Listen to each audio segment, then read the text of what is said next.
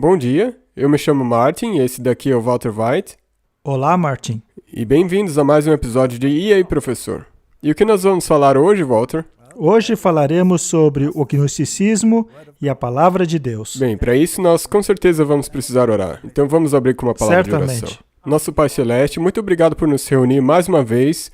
Senhor, nós falaremos de coisas muito importantes que englobam muitas decisões importantes que nós temos que tomar.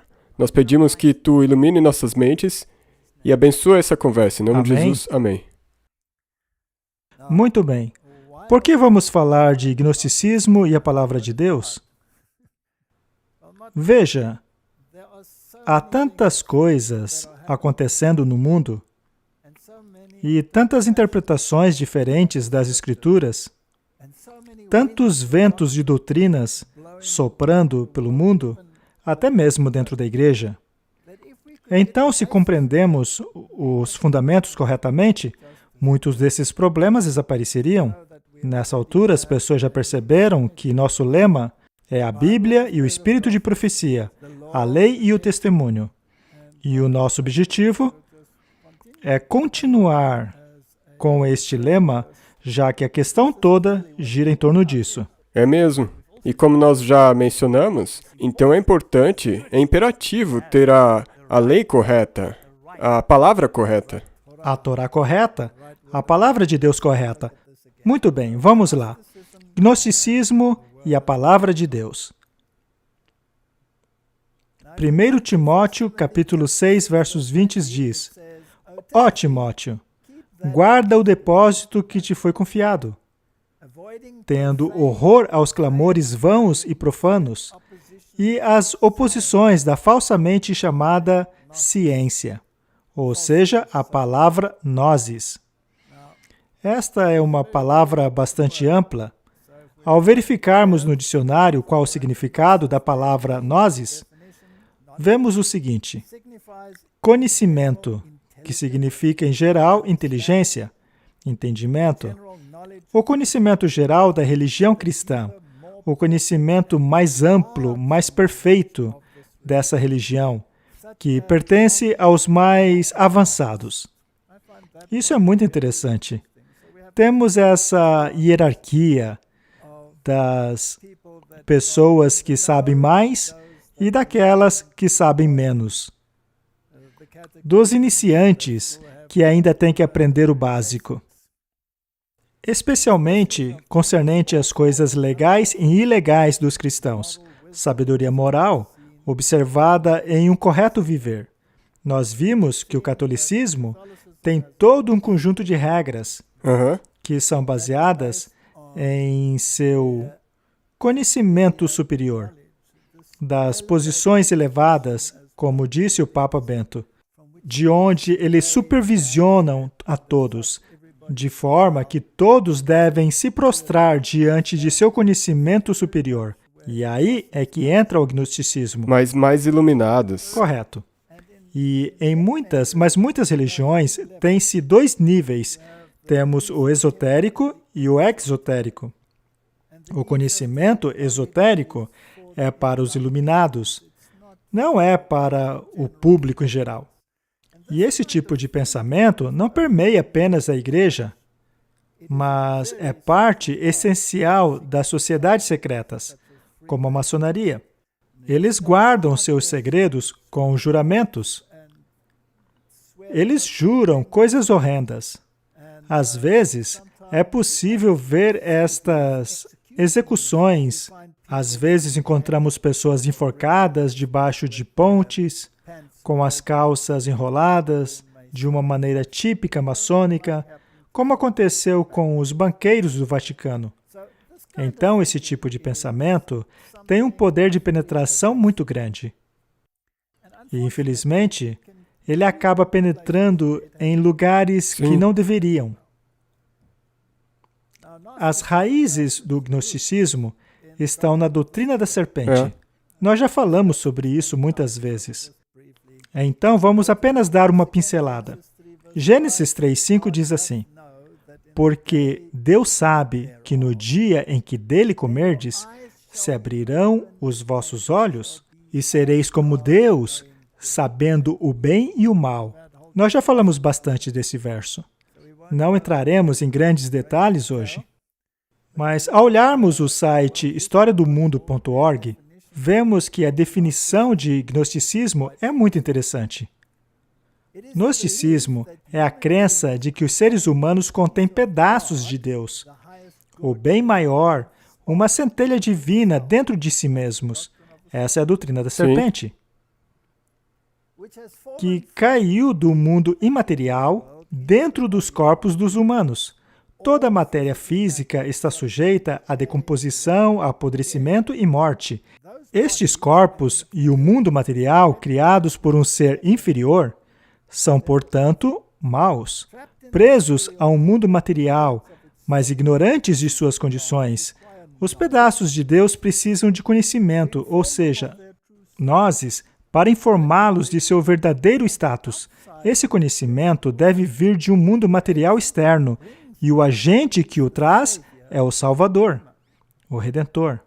Isto é uma inversão clássica, ou seja, aquele que te traz esse conhecimento, informando que você é divino, é aquele que aqui no início disse, vocês serão como Deus, assim que tiverem este conhecimento. Quando seus olhos tiverem sido abertos, quando tiverem este conhecimento superior, esotérico. Ele então continua dizendo, durante os 3 primeiros séculos, o cristianismo, não havia uma autoridade central, até após a conversão do imperador romano Constantino o Grande, em 312 d.C. Como todos sabemos, o chamado presente de Constantino para a Igreja Católica Romana foi a proclamação de que eles eram os guardiões supremos de todo o conhecimento e autoridade, que, como foi provado, é um documento falso. As comunidades cristãs ensinaram muitas visões diferentes. No 2º século depois de Cristo, alguns grupos, hoje conhecidos como cristãos gnósticos, alegam ter obtido acesso ao conhecimento secreto sobre a natureza do universo, a natureza de Cristo e sobre o que a sua aparência na Terra significou aos crentes. No meio do 2º século, depois de Cristo, um grupo de líderes cristãos, retroativamente chamados de pais da Igreja, como Justino, Irineu e Tertuliano, escreveram muitas coisas contra esses cristãos gnósticos. Esta batalha, portanto, tem sido travada já há muito tempo. E com Constantino, ele já tinha começado com Eusébio, para fazer ele escrever a Bíblia de acordo com essa filosofia gnóstica. Eusébio era um grande bajulador de Constantino, que também era estudante de Orígenes, e Orígenes era gnóstico. Como veremos adiante, Orígenes se aprofundou na filosofia grega, e isso não tem nada a ver com o cristianismo. Veja, se você crê ser um ser divino, você acredita na mesma coisa que Satanás. É por isso que é tão importante para o diabo propagar a ideia de que Cristo seria, na verdade, um ser gerado, ser uma criatura. Pois dessa forma, esse tipo de divindade pode ser atribuída a qualquer um, não é mesmo? Portanto, a sua guerra era contra Cristo. Então, não existe um início desta maneira de pensar. A Bíblia deixa muito claro em Gênesis capítulo 1. No princípio, Deus. A Bíblia, portanto, nos diz que há um Criador e uma criação. O gnosticismo procura gerar confusão nisso, pervertê-lo. E é por isso que a evolução se dá muito bem com o gnosticismo. Exato. Nem mesmo a evolução possui um início. Ela apresenta o Big Bang, mas o Big Bang veio de um outro Big Bang, que veio de um outro Big Bang, então não existe um início de verdade. E a maioria das religiões esotéricas do mundo possuem este conceito de ciclos, como a reencarnação, por exemplo. E todas essas coisas, todas possuem elementos do gnosticismo. A família Médici, que produziu papas que até mesmo Martinho Lutero precisou combater, eles também eram gnósticos. Então, quando Eusébio produziu uma Bíblia, ela tinha como objetivo servir como base ecumênica para unir toda a humanidade. Aparentemente, ele produziu algumas cópias. Algumas dessas cópias foram parar na Biblioteca do Vaticano. A mais famosa delas é o Codex Vaticano, que é provavelmente uma relíquia daquele documento que foi originalmente produzido por Eusébio. E como veremos posteriormente, Jerônimo produziu a versão latina, a Vulgata, e esta tornou-se a principal em Roma. Já a Vaticanus aparentemente se perdeu lá em meio à biblioteca, ficando lá por séculos, sendo curiosamente encontrada recentemente, para que pudesse ser utilizada mais uma vez. É um documento que possui muitas omissões. Por exemplo, não tinha a primeira parte de Gênesis, nem a última parte da Bíblia. Há muitas alterações. Ainda assim, essa cópia é a grande referência dos tradutores modernos de hoje. Ela foi encontrada bem a tempo para se fazer uma contrafação da Bíblia da Reforma. Mas falaremos sobre isso daqui a pouco. Dessa forma, Roma alega ter acesso aos documentos mais antigos, sobre os quais baseia a sua versão das Escrituras. Mas quando rastreamos isso, até o gnosticismo, encontramos muitas nuances e inserções naturezas gnósticas, e quando lemos o que o mundo oculto diz a respeito, por exemplo, a Blavatsky disse que as traduções modernas, baseadas nos textos de Westcott e Hort, poderiam ser escritas somente por um cabalista, ou seja, alguém com este conhecimento esotérico. E então ela explica que o reescrever, por mudar uma palavra ali, uma palavra lá, daria um significado totalmente diferente ao que as Escrituras realmente dizem, mas alinhado aos pensamentos gnósticos. Agora, este argumento sobre quem era o guardião dos manuscritos que deram origem às nossas Bíblias é uma discussão que tem ocorrido há séculos. E é lógico que Roma alega que foi ela que deu à humanidade as verdadeiras Escrituras. Mas será que é isto mesmo? Ou será que... Bem, não tem como ser assim. Por que então a Bíblia advertiria contra Roma o tempo todo se eles tivessem produzido a palavra? Exatamente, Martin. Há algo muito estranho em torno disso. Quando estudamos a respeito da origem dos manuscritos, vemos duas linhas. Temos a linha ocidental, como os manuscritos vaticanos, os cinéticos e outros mais, que são dessa linha, que, segundo eles, são os originais, ou que seriam próximos aos manuscritos originais. A outra linha é o vasto mundo de manuscritos oriundos da Igreja do Oriente, onde estava Inácio de Antioquia.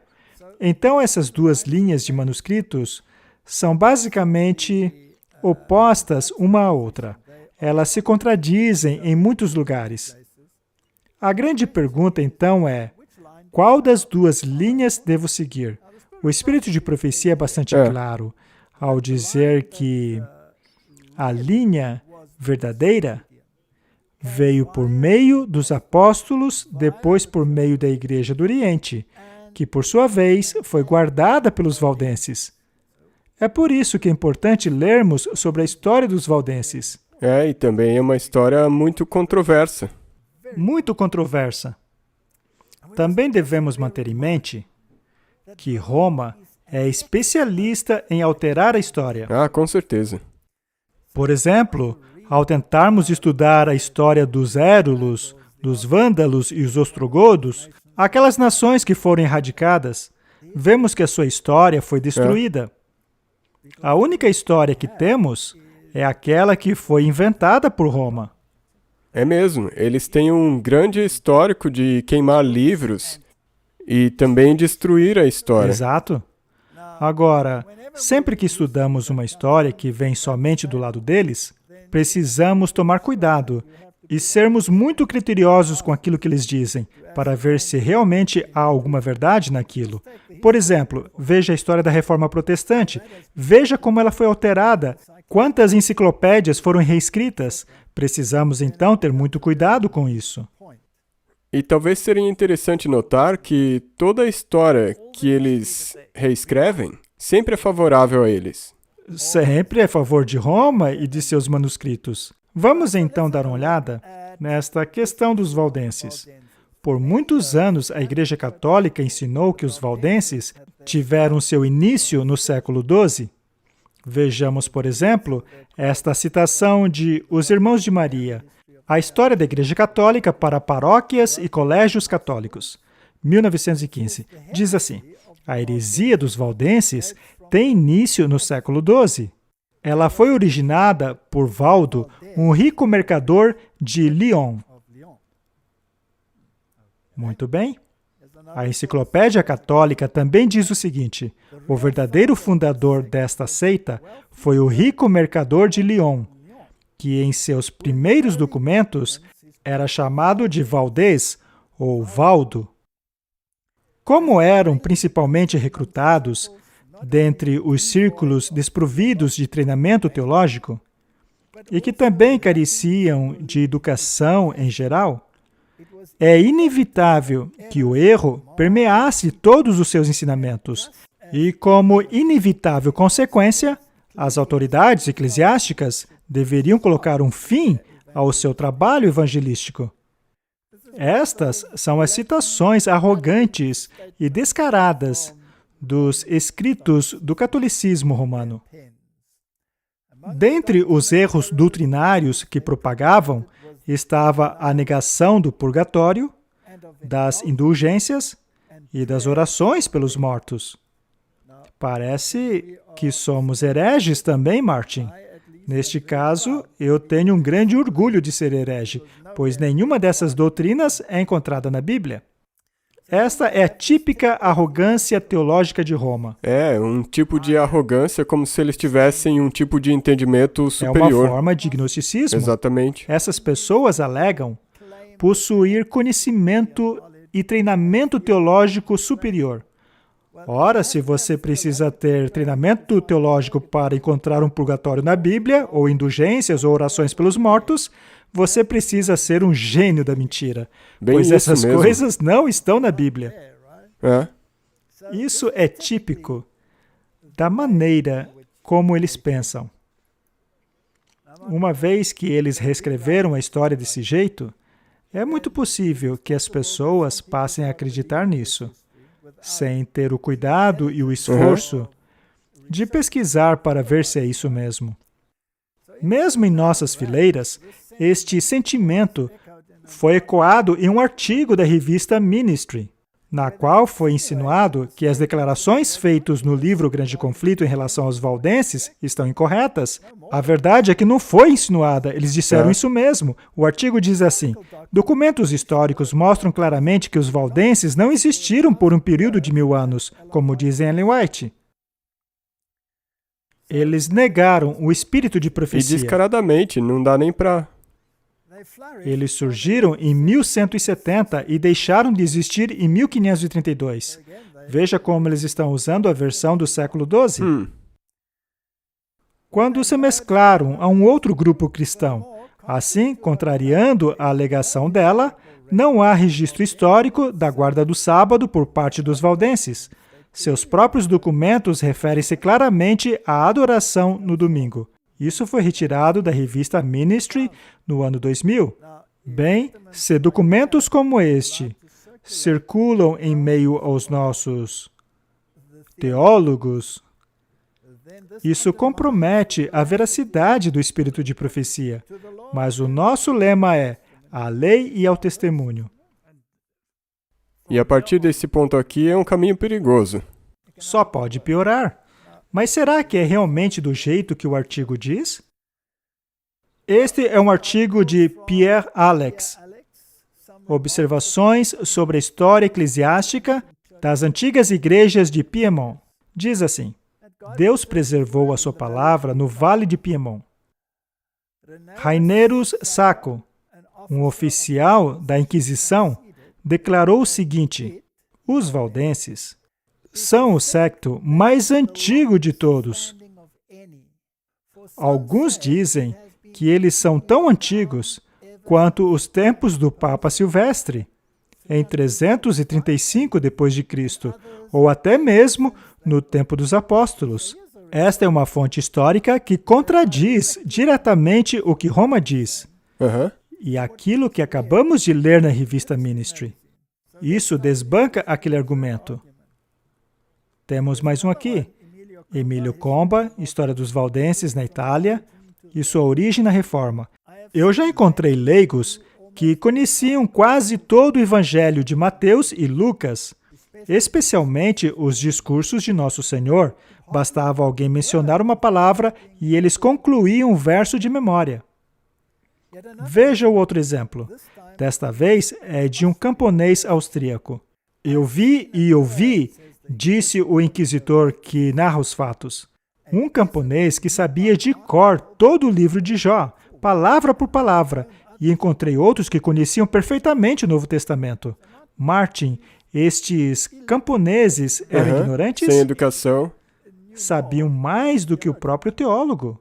É como Tyndale disse ao Papa: um moleque que ara a terra conhece mais a Bíblia do que você e toda a sua turma juntos. Então, esse argumento que é tão usado hoje em dia, ele não é teólogo, ele não tem autoridade para comentar sobre tal assunto. Eles rechaçariam até mesmo Jesus. Exatamente, foi isso que aconteceu. É exatamente o que aconteceu. Eles usaram esse argumento. A superioridade eclesiástica deles é algo tão arrogante que nem vale a pena mencionar. Vamos ver o que o grande conflito tem a dizer.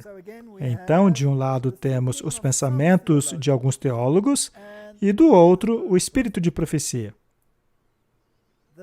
A fé que por muitos séculos foi guardada e ensinada pelos cristãos valdenses era um claro contraste contra as falsas doutrinas apresentadas por Roma. Sua crença religiosa baseava-se na palavra escrita de Deus, o verdadeiro sistema do cristianismo. Mas aqueles humildes camponeses, em seus obscuros retiros, exilados do mundo e presos a labutas diárias de seus rebanhos e vinhas, não tinham chegado, eles próprios, à verdade que se opunha aos dogmas e heresias da igreja apóstata. Eles não haviam recebido aquela fé recentemente. Isso é importante. Exatamente. Não é que eles não inventaram isso. Sua crença religiosa foi herança de seus pais. Eles sustentavam a fé da igreja apostólica. A fé que uma vez foi entregue aos santos. Agora veja essa declaração. Era a igreja naquele lugar deserto que era a verdadeira igreja de Cristo, a guardiã dos tesouros da verdade que Deus comissionou ao seu povo para entregar ao mundo, e não aquela hierarquia orgulhosa entronada na maior capital do mundo. Muito bem, de acordo com esse texto, quem foram os verdadeiros guardiões da palavra de Deus? Os valdenses. Os valdenses. Então, temos aqui duas ideologias opostas. Hoje, se quisermos entrar em harmonia com o pensamento do mundo, corremos o risco de estar do lado errado deste assunto. Infelizmente. Então, você vai parecer como um bobo aos olhos do mundo. Mas, na verdade, você vai ter a verdade do seu lado, se você decidir se opor a isso. E o mesmo acontece com a teoria da evolução, não é? Ou você está de um lado, ou você está do outro. Bem, vimos que aquele artigo dizia que eles não guardavam o sábado, mas segundo os registros históricos, eles guardavam sim o sábado. É que algumas pessoas leem apenas o que elas querem, e não o que elas deveriam ler. Mais uma declaração. Na Lombardia, que era a principal residência dos hereges italianos, surgiu uma seita única. Eles tinham total aversão ao domínio e disciplina da Igreja Romana. Eles observavam a lei de Moisés em tudo, exceto nas ofertas e sacrifícios. Eles não apenas não comiam aquelas carnes proibidas pela lei de Moisés, como também celebravam o sábado judeu. Isso foi retirado do livro História Eclesiástica Antiga e Moderna. Portanto, existem sim fontes que dizem que eles guardavam o sábado. Sim, na verdade tem outras fontes mais velhas que essa. Tem 1.600 outras fontes. Existem várias. Depende apenas daquilo que você quer ler, daquilo que você quer defender, da sua mentalidade. Eu concluí, Martin, que ao nos apegarmos à Bíblia e ao espírito de profecia, nós com certeza estaremos no caminho certo.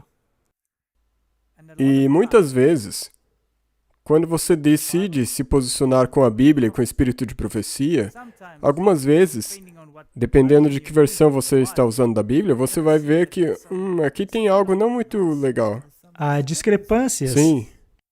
E daí você deveria ir e ver se está usando uma Bíblia baseada nos manuscritos corretos. Exato. Mas esta discussão vai continuar até o fim dos tempos. Mas se você se apega aos testemunhos e se enraiza na palavra de Deus, os dois precisam estar em harmonia. E se isso não acontece, você tem então a indicação. Esta é uma citação de B.G. Wilkinson, Verdades Triunfantes. Os valdenses eram um povo tão leal à Bíblia que guardavam o sábado do sétimo dia como o santo dia de descanso por séculos. 2 séculos após o Papa Gregório, em 602 d.C., ter emitido a bula contra a comunidade dos guardadores de sábado na cidade de Roma. Ora, por que seria emitida uma bula contra os guardadores do sábado se ninguém guardava o sábado?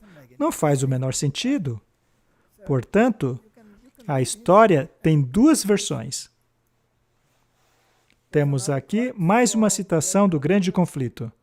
Os valdenses foram os primeiros de vários povos da Europa a obter a tradução das Escrituras Sagradas. Centenas de anos antes da Reforma, eles possuíam a Bíblia e manuscritos em sua língua natal. Martin, isso é impressionante.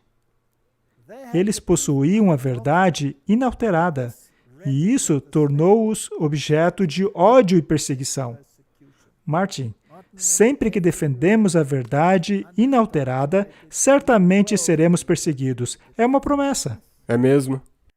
Eles declararam a Igreja de Roma como apóstata Babilônia de Apocalipse e, com risco de perderem suas vidas, permaneciam firmes contra suas corrupções. Enquanto, sob pressão de uma longa perseguição, alguns abandonavam a fé, pouco a pouco abrindo mão de seus princípios distintivos, outros se apegavam firmes à verdade.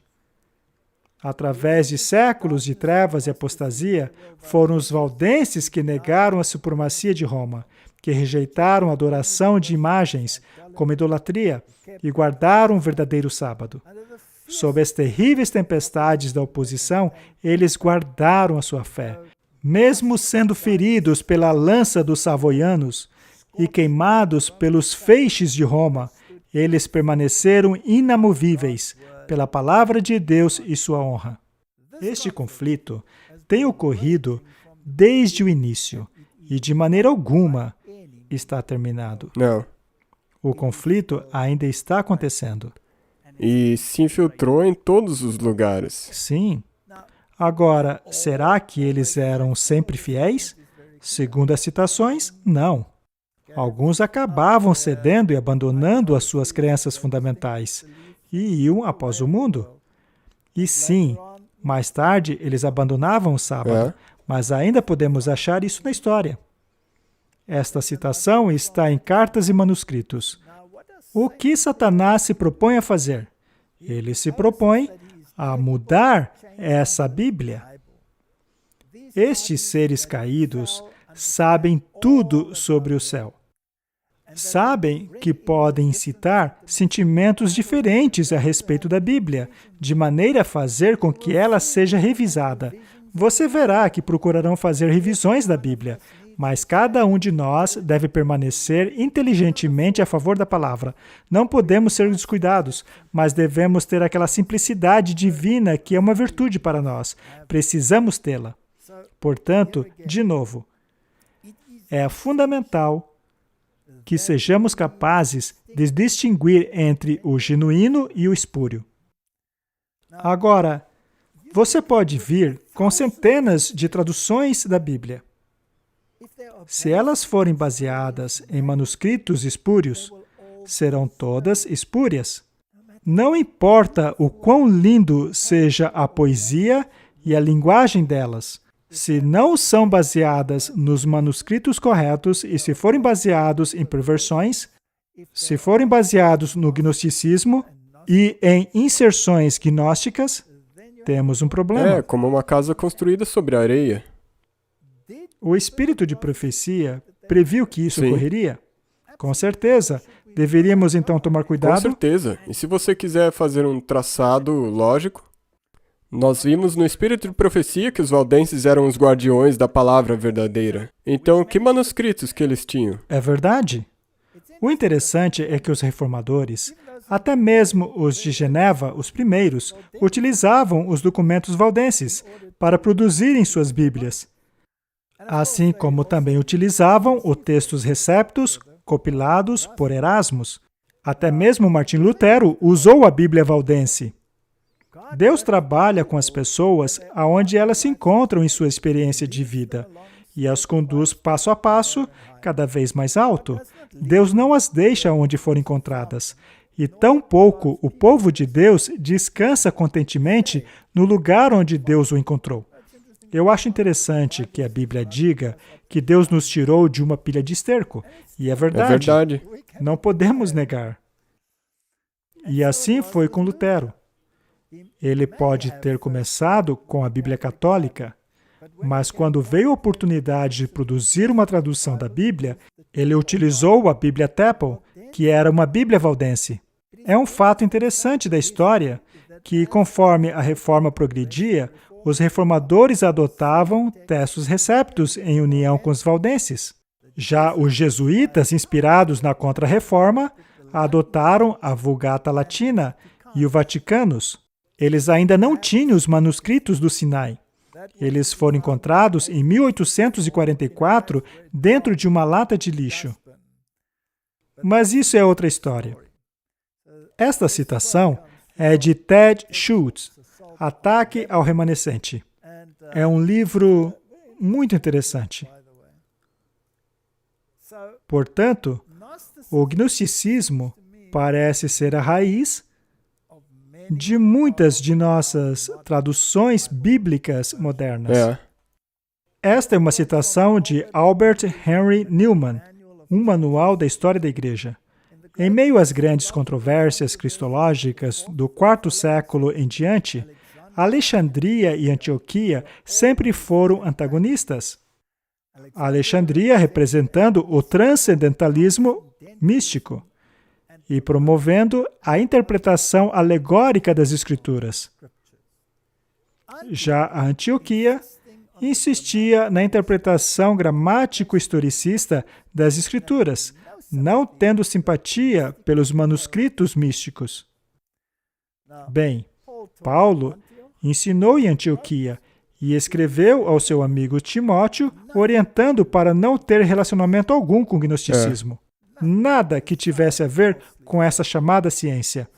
E aqui temos esses escribas do quarto século utilizando documentos de Orígenes para fazer manuscritos, que hoje são a referência das Bíblias modernas. E como vimos, o Escott e o Hort basearam seus escritos, o seu texto grego, no manuscrito Vaticanus, da qual chamavam de Oceano de Pureza. Olha, eu não sei em qual oceano ele estava, mas para mim era um oceano bem poluído. Mas enfim. Isso aí, deixa eu só mencionar, Era tudo do lado de Alexandria. O Orígenes era de Alessandria. Correto. E sabemos que o Estcourt e o Hort eram jesuítas disfarçados, assim como o cardeal Newman. Não resta dúvida sobre isso. E é interessante que neste movimento de Oxford, que acabou trazendo o catolicismo para dentro da Igreja da Inglaterra, o cardeal Newman saía distribuindo folhetos, e as pessoas começaram a desconfiar que ele era um jesuíta disfarçado, e sempre que desconfiavam disso, ele criticava ferozmente o papado e escrevia artigos sobre o anticristo, e aí tudo se acalmava. E as pessoas diziam, ele não deve ser tão mau assim. Mas quando ele terminou a missão dele, ele se tornou um cardeal católico. Este é um artigo de Martin Klein, do livro Thou Hast Magnified Thy Word Above All Thy Name. A igreja cristã primitiva tinha o seu quartel-general na Antioquia, não em Alexandria. Na verdade, Alexandria era o centro da filosofia pagã do gnosticismo, que hoje chamamos de espiritismo ou ocultismo. É interessante que os manuscritos de Alexandria são, na verdade, manuscritos católicos. Os dois principais manuscritos da família da Alexandria são o Codex Vaticanus e o Codex Sinaiticus. O Vaticanus tem esse nome porque foi descoberto na Biblioteca de Vaticano em 1475, bem a tempo de contrapor a Reforma Protestante. O Codex Sinaiticus possui esse nome por ter sido descoberto no Monte Sinai tradicional, em um monastério católico. Alguns dizem que não era um monastério católico, mas um monastério ortodoxo, mas ao olharmos para as raízes, era provavelmente um monastério católico. Exatamente, ele começou no tempo de Justiniano. Então, tem muita história interessante nisso. Agora, uma das Bíblias em que eles se baseiam fortemente é a tradução da antiga Bíblia hebraica para o grego. Esta Bíblia é chamada de Septuaginta.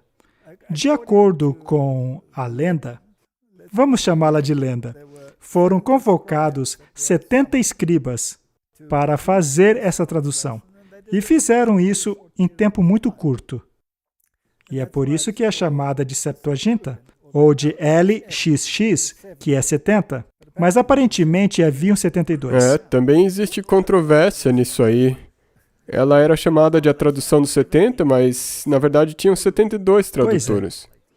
E essa tradução sempre causou muita controvérsia, já que ela bagunça totalmente as datas encontradas ali no texto massoréticos, por exemplo, que por sua vez estão em harmonia com o espírito de profecia. Só que os teólogos amam a Septuaginta. Vamos ler então uma citação desse livro. Vamos ver o que ele diz a respeito. E veja, os manuscritos que você lê determinarão a sua forma de pensar. É mesmo. O único lugar em que temos o registro da Septuaginta é nos escritos de Orígenes. Ele faz uma comparação de 6 documentos e um deles é essa tradução grega. Este é realmente o único lugar em que encontramos. Ela vem de Orígenes, que era gnóstico. Então vamos dar uma olhada. A Septuaginta contém muitos e sérios problemas que não podemos aceitar como sendo a preservada palavra de Deus. A maioria dos manuscritos da Septuaginta dá a Matusalém a idade de 167 anos no nascimento de seu filho Lameque. A versão hebraica diz 187, Gênesis 5:25. No entanto, se Matusalém realmente tivesse 177 anos no nascimento de Lameque, e Lameque 188 no nascimento de Noé, e Noé 600 anos quando aconteceu o dilúvio, de acordo com a Septuaginta, Matusalém teria 955 anos na data do dilúvio. Uma vez que ele viveu 969 anos, que é o tempo de vida dado em ambas as versões, a Septuaginta acaba apresentando o absurdo de Matusalém ter vivido 14 anos depois do dilúvio. Não é interessante? O construtor do esquema na Septuaginta prolonga a cronologia dos patriarcas após o dilúvio em 720 anos. Ele também gradua o comprimento das vidas dos patriarcas através de todo o registro, tanto antes como após o dilúvio.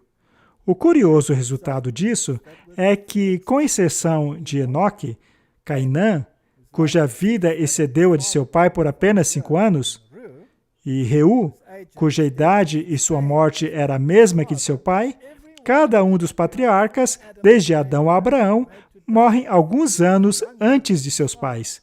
Poderia alguma coisa ser mais artificial do que essa?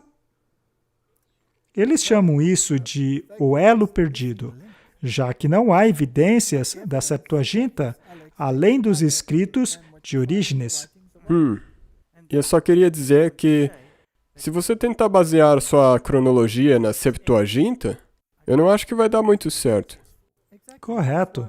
É por isso que existe essa controvérsia sobre se a Terra tem 6.000 anos de idade ou 10.000 anos de idade, ou mesmo qualquer idade entre esses números.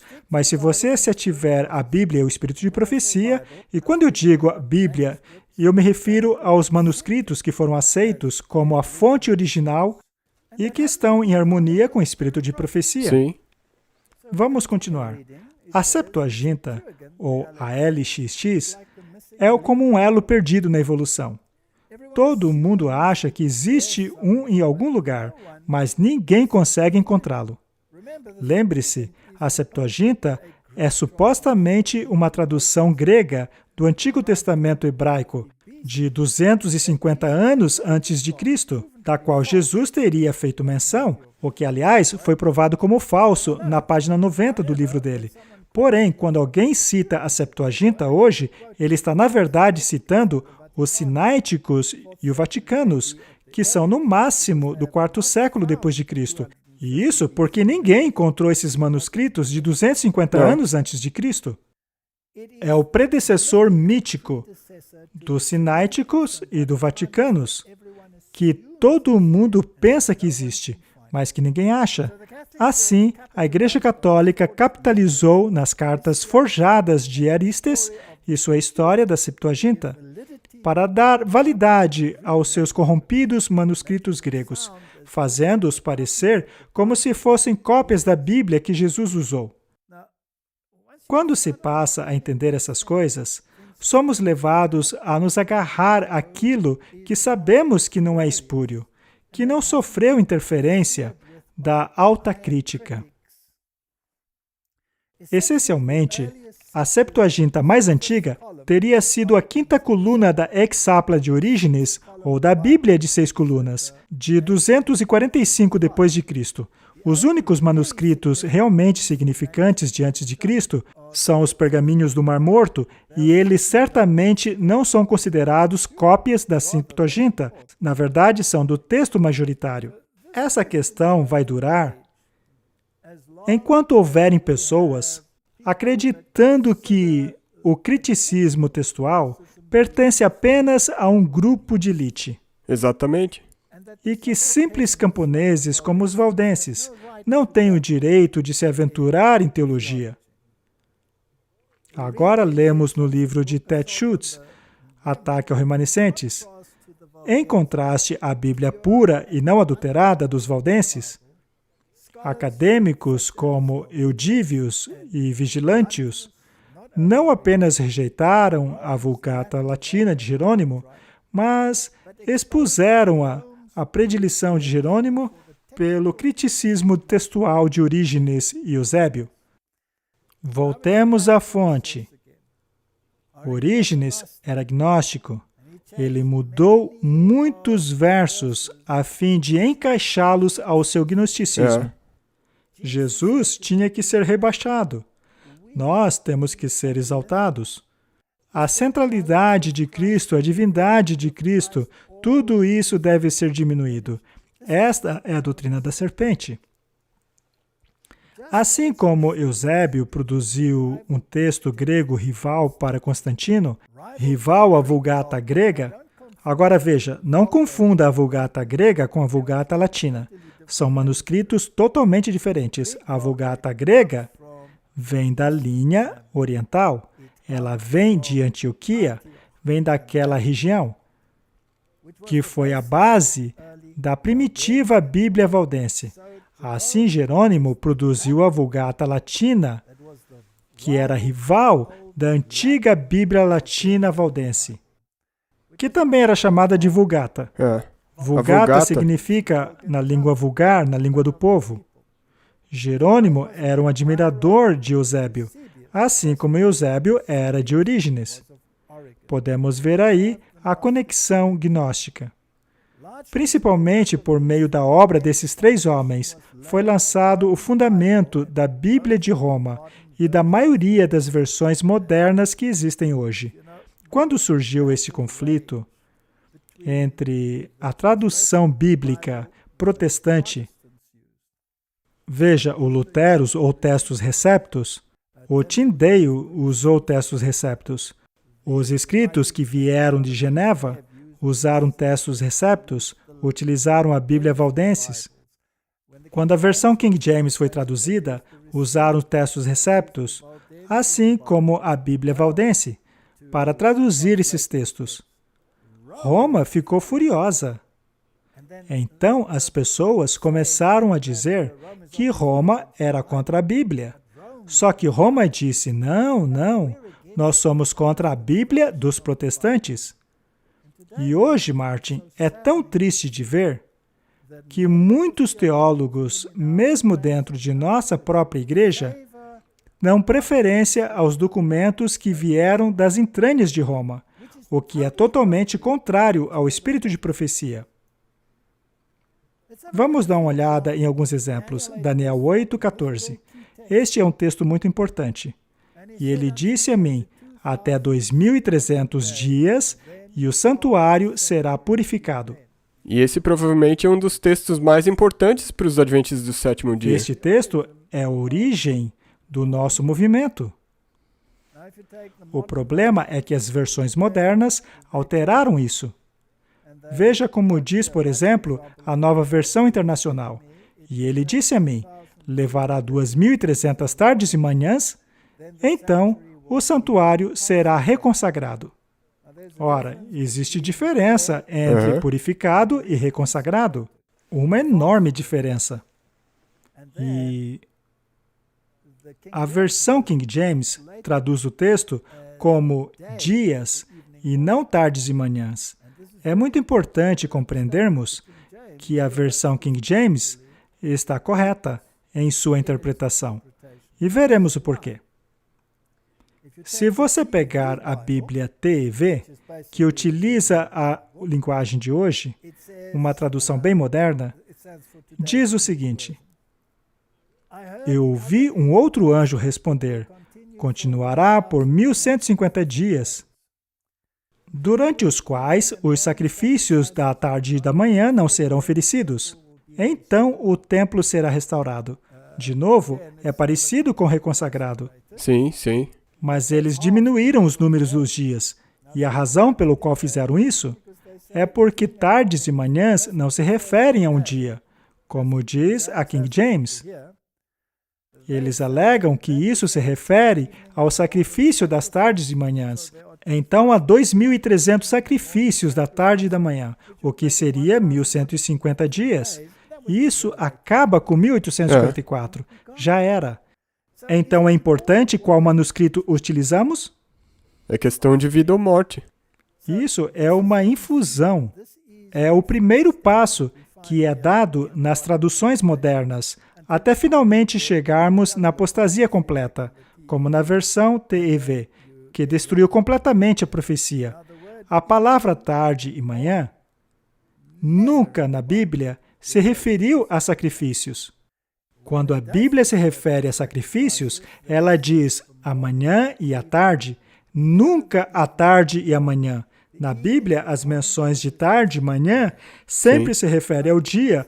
Você se lembra de Gênesis? Houve tarde e manhã, o primeiro dia. E aqueles foram dias literais, dia de 24 horas. Isso, portanto, é uma perversão proposital. originada das mentes dos autos críticos, que por sua vez são influenciados por Roma. Continuando no livro do Ted Schultz, na profecia dos 2300 dias, vemos uma clara promessa da vinda do Messias e seu batismo, sua crucifixão, sua inauguração no santuário celestial e sua entrada no lugar santíssimo, no início do juízo investigativo em 1844. Vamos pausar aqui um pouquinho. Se fosse verdade que o texto se refere ao sacrifício da tarde e da manhã, e que os dias seriam, na verdade, 1150 dias, então toda a primeira metade da profecia, que se refere ao Messias, sua chegada e ministério, seria destruído. Sim. Então, não pode ser. A evidência interna nos diz que não pode ser isto. Se a data de 1844 for banida do cenário profético, então a programada proclamação das 3 mensagens angélicas, com seus alertas sobre receber a marca da besta em relação à questão do sábado e domingo, também desaparece. Nunca chegaríamos à data de 1844 utilizando as versões bíblicas modernas. Muitos acadêmicos modernistas alegam que os 2.300 dias de Daniel 8,14 são, na verdade, 1.150 dias, uma vez que 2.300 tardes e manhãs é uma referência aos sacrifícios da tarde e da manhã. No entanto, quando a Bíblia menciona sacrifícios, as palavras manhãs e tardes são utilizadas, e não tardes e manhãs, como Daniel capítulo 8. Temos aqui alguns exemplos. Esdras 3:3, ofertas queimadas, manhã e tarde. Está se referindo às ofertas. 2 Crônicas 31:3, pelas ofertas queimadas da manhã e da tarde. 2 Crônicas 2:4, as ofertas queimadas da manhã e da tarde. Números 28:4, um cordeiro será oferecido pela manhã e outro deve ser oferecido à tarde.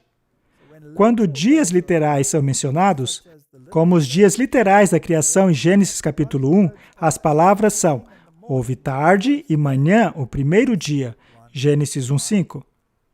Em nossos programas anteriores, eu fiz menção aos esforços de certos teólogos de acabar com a relevância do remanescente, que se levantaria para pregar uma mensagem após 1844, que são as 3 mensagens angélicas.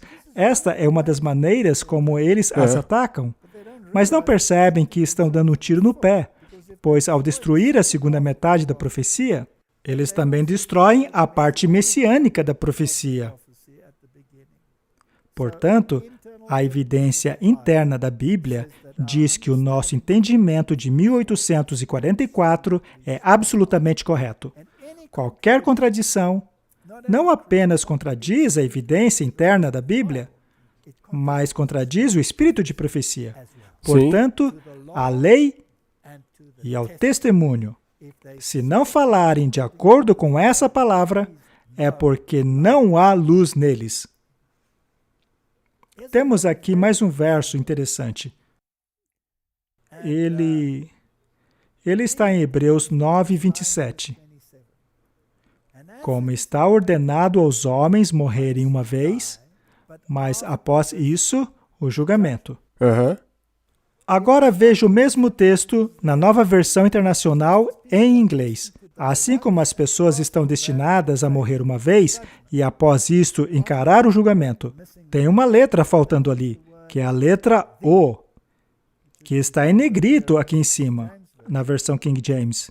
Você sabia que a Madame Blavatsky disse: na verdade, o Estcourt e o Hort disseram a mesma coisa. Segundo eles, a alteração de uma pequena palavra pode alterar o sentido da Bíblia. Não só de pão viverá o homem, mas de toda a palavra que procede da boca de Deus. Você sabia que o termo toda a palavra foi removido do Evangelho de Lucas? Ainda está lá no Evangelho de Mateus, e é uma citação do Antigo Testamento. Mas alguns dizem, qual o problema se sumiu em Lucas? Ainda está lá em Mateus.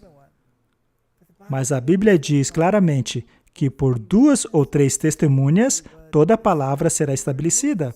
Se você remover a segunda testemunha no Novo Testamento, então temos um problema. E é feito de maneira muito esperta. É verdade. Por que remover justo essa palavra? Agora, vamos ler cuidadosamente o que eles mesmos dizem. Por que será que eles removeram a letra O? Vamos perguntar a eles.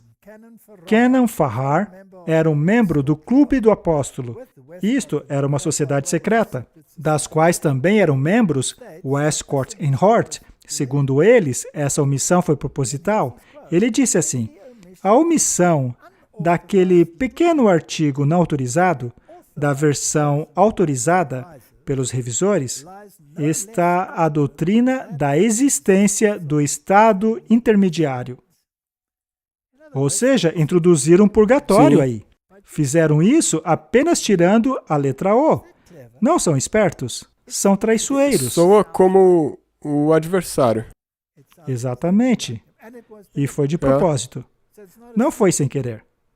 Martin, você se sentiria confortável em confiar em documentos que possuem tantas omissões propositais? Não mesmo. Não com a minha vida eterna dependendo disso. Não é a própria Bíblia que alerta que aqueles que alterarem a palavra de Deus enfrentarão graves consequências? Hebreus 1, versos 3. Mais um texto interessante. O qual, sendo esplendor da sua glória e expressa imagem da sua pessoa, e sustentando todas as coisas pela palavra do seu poder, havendo feito por si mesmo a purificação dos nossos pecados, assentou-se à destra da majestade nas alturas. Esta é a versão King James. Agora, a NIV, a RSV, a RSV, a NTL, TV, ASV, etc, etc, etc, omitiram as palavras por si mesmo. Mas por que omitiram isso? É porque isso retira de Jesus a sua posição de único mediador, para assim permitir comediadores, como os santos, por exemplo, ou E os mesmo Maria, sacerdotes. e padres e papas. Ao lermos Richard Foster, A Celebração da Disciplina, Nós mencionamos ele no episódio passado também. é claro, e ele se baseia na Bíblia Renovare. Martin, você sabia que há pessoas, mesmo dentro de nossa igreja, dizendo que nos beneficiaríamos de ler uma versão como aquela? E aquela pessoa não tinha te dito que ele é tão inspirado quanto é Ellen White? É verdade. Você sabe de quem eu estou falando, né? Sim, ele era um oficial da conferência. E ele me disse que Richard Foster é tão inspirado quanto Ellen White. E eu disse que eu concordava com ele, pois a inspiração de um vem de baixo e de outra vem de cima. E isso o deixou furioso. E veja só o que ele disse. Ele já faleceu, né? Aos seguidores de Jesus Cristo tem sido dado autoridade para receber a confissão de pecados e de perdoá-los em seu nome. Isso é protestante ou católico? Católico. Tínhamos tentado nos convencer de que apenas Deus pode perdoar pecados. É através da voz de nossos irmãos e irmãs que a palavra do perdão é ouvida e enraizada em nossas vidas. E há uma terceira vantagem, a confissão institucionalizada, que é a penitência. Isso é pura doutrina católica. Ao terem removido aquelas palavras, tais pessoas se colocaram no lugar de Deus. Isso é gnosticismo. Gnosticismo escancarado. Isso é gnosticismo, é o evangelho gnóstico. Então, quando todas essas versões, essas traduções modernas, excluem e omitem as palavras, revelam que são de origem gnósticas. Trata-se de documentos com elementos gnósticos neles. Torna-se impossível defender qualquer doutrina séria referente ao ministério de Cristo, aonde ele está ocorrendo agora, e o que significa expiação, e o que quer dizer ser salvo dos seus pecados e não em seus pecados. E isso é uma grande catástrofe. Vejamos outro exemplo. Colossenses 1,14. Em quem temos a redenção através de seu sangue, a saber, a remissão dos pecados. Agora, o mesmo verso nas versões modernas. Em quem temos a redenção, a saber, no perdão dos pecados. Ora, por que omitiram o através de seu sangue? Essa omissão foi feita em todas essas versões aqui embaixo, como vocês podem ver. Todas essas versões omitiram o termo através do seu sangue. Afinal, o catolicismo ensina que não somos salvos pelo sangue do Cordeiro. Segundo eles, somos salvos pelas obras, inclusive das obras de Maria e dos demais santos. Você pode, por exemplo, orar ao Papa João Paulo II, pois agora ele é santo, o Papa João Paulo II.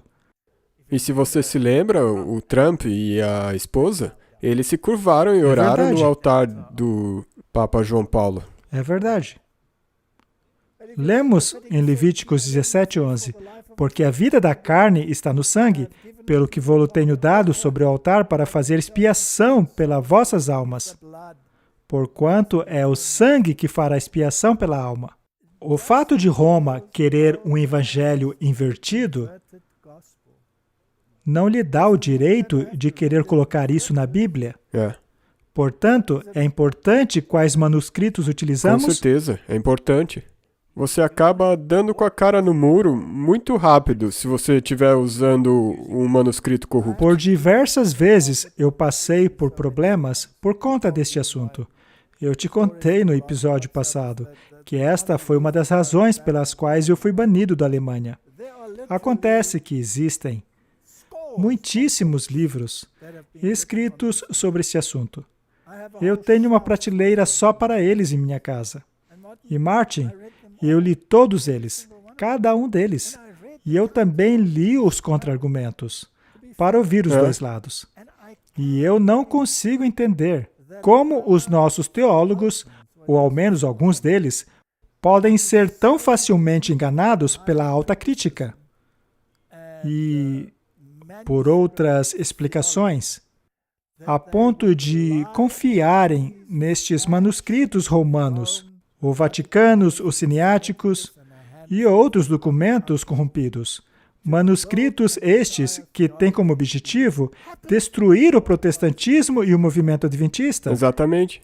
Não daria nem para confirmar alguma das nossas crenças fundamentais se usarmos essas traduções modernas. Correto? Esta é uma questão muito séria. Eles podem argumentar o quanto quiserem, mas a lógica simples nos mostra que a fonte do manuscrito é aquela que, para começar, causa todo o problema. Alguém pode vir com milhares de traduções baseadas em documentos espúrios e dizer, isto aqui é a palavra de Deus, mas não é assim. Não pode contradizer o resto da Bíblia. E o espírito de profecia. Exato. Lemos em Patriarcas e Profetas. Por meio da obediência, o povo deve dar evidência de sua fé. Assim, todos que serão salvos pelos méritos do sangue de Cristo deveriam perceber que eles mesmos têm algo a fazer para assegurar a sua salvação. Somos salvos pelos méritos do sangue de Cristo. Isto é o fundamento da salvação. Enquanto é apenas Cristo que pode nos redimir de nossa penalidade da transgressão, devemos nos volver do pecado para a obediência. Sabe, esta doutrina de que é impossível obedecer torna todo o evangelho obsoleto. Jesus disse, vai e não peques mais. Mas alguns entendem que ele disse, vai e continue pecando. Contanto que você sinta tristeza, está tudo bem. Não. Mas isso não faz sentido. O homem é salvo pela fé, não pelas obras. Ainda assim, a sua fé deve ser mostrada pelas obras. Deus deu o seu Filho para morrer como propiciação pelo pecado. E ele manifestou a luz da verdade, o caminho da vida, concedeu oportunidades, ordenanças e privilégios. E agora o homem deve cooperar com esses instrumentos de salvação. Deve apreciar e usar os auxílios que Deus proveu, crer e obedecer a todas as reivindicações divinas, à lei e ao testemunho. temos outro verso muito interessante. Daniel 7, 22. E ele diz assim: até que veio o ancião de dias, e o julgamento foi dado aos santos do Altíssimo. E chegou o tempo em que os santos possuíram o reino. Diz assim na versão King James. Martin, isso está em harmonia absoluta com a evidência interna da Bíblia e com o espírito de profecia. Já as novas traduções traduzem da seguinte maneira. Vamos ver. Até que o ancião de dias veio e o juízo foi feito a favor dos santos do Altíssimo, e chegou a hora dos santos tomarem a posse do reino. Há uma grande diferença entre a favor dos santos do Altíssimo e o julgamento ser dado aos santos do Altíssimo. Já uma outra versão moderna diz: até que o ancião de dias veio e pronunciou julgamento a favor do povo santo do Altíssimo. Soa como Coré, não? E chegou o tempo em que eles possuíram o reino. Temos aqui duas traduções modernas, que traduzem de maneiras diferentes da King James. Eu quero deixar uma coisa clara aqui. Algumas pessoas podem dizer que eu só aceito a King James, mas não é bem assim. A questão é que eu aceito apenas o Textus Receptus no que se refere ao Novo Testamento, pois o Textus Receptus foi traduzido a muitas línguas diferentes. Mas, infelizmente, também existem traduções como a nova King James, que é baseada no texto recebido. E que, neste texto específico, acaba seguindo os manuscritos de Roma. Por que isto é importante, Martin? Veja só. O espírito de profecia alinha este texto com aquilo que lemos no livro de Apocalipse, o qual diz que quando Cristo vier, os livros serão abertos para que os santos possam verificá-los. Não sabeis vós que os santos julgarão o mundo? Então ela aplica isso ao fim do mundo. Por outro lado, as novas versões, as mais modernas, faz referência à investigação que ocorrerá antes da vinda de Cristo. Infelizmente, até mesmo algumas de nossas Bíblias de estudo, que utiliza a nova King James, seguiram essa linha. Eles também aplicam a investigação e não a vinda de Cristo, mesmo apesar de o espírito de profecia aplicá-lo à segunda vinda de Cristo. Vamos ver. Estamos lendo de The Southern Watchman, em 1905, falando sobre o julgamento do milênio. Durante os 1000 anos entre a primeira e a segunda ressurreição, o julgamento dos ímpios incorrerá. Daniel declara que quando o ancião de dias veio, o julgamento foi dado aos santos do Altíssimo. Então veja que ela está mencionando Daniel 7:22. E neste tempo, os justos reinarão como reis e sacerdotes para Deus. João, em Apocalipse, diz: e vi tronos, e se assentaram sobre eles, e o julgamento lhes foi dado. Eles serão sacerdotes de Deus e de Cristo, e reinarão com ele por 1000 anos. É neste tempo que, como foi profetizado por Paulo, os santos deverão julgar o mundo. Em união com Cristo, eles julgarão os perversos, comparando os seus atos com o livro do Estatuto, a Bíblia, e decidirão cada caso de acordo com as obras feitas no corpo. Satanás e os anjos maus também serão julgados por Cristo e seu povo. Martin, temos aqui mais um claro exemplo do espírito de profecia estando em perfeita harmonia com a tradução que encontramos em Daniel 7:22, na tradução King James, e em contraste total com as traduções modernas. Eu pergunto por que alguns de nosso próprio povo se apegam às traduções mundanas, negando desta forma o espírito de profecia. Mas não pode ser assim. Se queremos ter entendimento e sermos unidos em termos de doutrina, precisamos basear aquilo que acreditamos na Bíblia e no testemunho. Já essa ideia de que você precisa ser um teólogo a fim de compreender a crítica textual não faz nenhum sentido. Pois se a sua base é um documento que possui gnosticismo associado a ele, não importa o quão você argumente sobre a veracidade do texto, ele não pode ser aceito, pois existe apenas uma linha que possui o selo de aprovação. E sabemos qual dessas linhas ela é. É a linha que veio dos discípulos através dos valdenses e então, pela Reforma. Chega a ser impensável que Deus daria os manuscritos incorretos aos reformadores para basearem doutrinas tão importantes como a da salvação. Também é um absurdo pensar que justamente o sistema do anticristo tenha sido o guardião de sua palavra. Isto é impensável. Eu só quero mencionar de novo. É sem lógica. Com certeza. É como... Existe muita lógica que você tem que considerar. Dá para usar a lógica. Você não tem que ser um autocrítico para usar a lógica. Muito bem. Quão importante é que entendamos a linguagem dos críticos e que entendamos de grego e hebraico. Seria o conhecimento de grego e latim uma exigência para a interpretação? Este é um comentário do Comitê sobre Problemas na Tradução Bíblica. Segundo eles, o problema é como a partícula, e daí eles usam uma palavra grega aqui, que deveria ser traduzida como infinitivo, e aí usam outra palavra grega, e daí continua dizendo, esta é uma construção anátrica, e, portanto, é uma partícula adverbial. E então, o Ted Schultz continua dizendo, a maioria dos leitores bíblicos não achará essas explicações elucidativas. A minha impressão é que a mensagem passada por este comitê é que se você não sabe grego, você não está qualificado a interpretar as Escrituras e certamente não está qualificado para julgar a veracidade de nenhuma versão da Bíblia. Esta é exatamente a mesma sensação com a qual me deparo cada vez.